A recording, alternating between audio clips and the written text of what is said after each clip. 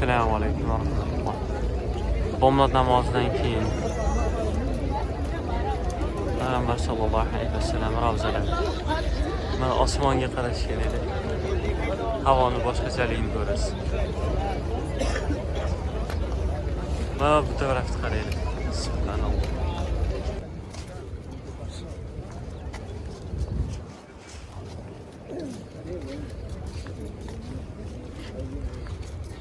Assalomu alaykum yangi tong. Madina ko'chalari.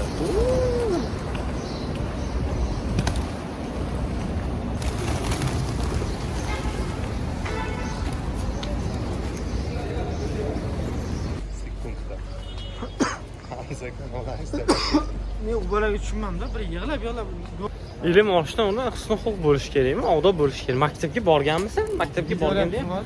Ha.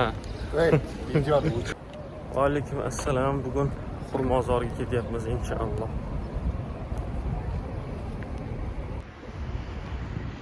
ketyapmiz aka. Xurmozorga ketyapmiz. Madina Xurmozori. Misrda yasharmiz shu. Misr. Antaliya bilan yonma-yon deymanda. Nimaga Antaliya? Antaliya qayerda-yu? Sarmulshi qayerda? Ha? Ha. Yana kechki paytga yaxshi-da bu yer. Sharmul Shayx Misrda.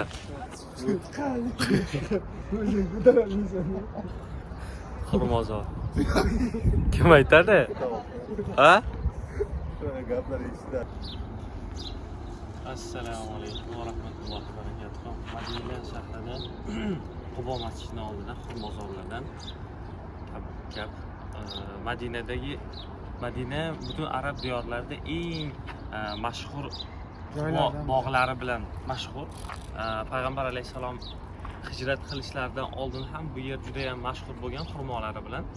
Madina shahrida 15 xilga yaqin xurmo bor. Shularning ichida eng mashhuri ajva deb atalar ekan. Kecha tatib ko'rdik. Xuddi uzumga o'xshaydi. Xurmo biz hali kirmadik xurmo bog'iga, lekin kirish niyatimiz bor inshaalloh. Juda ham chiroyli, salqin. Xuddi nima deydi, cho'l emas, bir yam-yashil bir bog' kirgandek bo'ladi.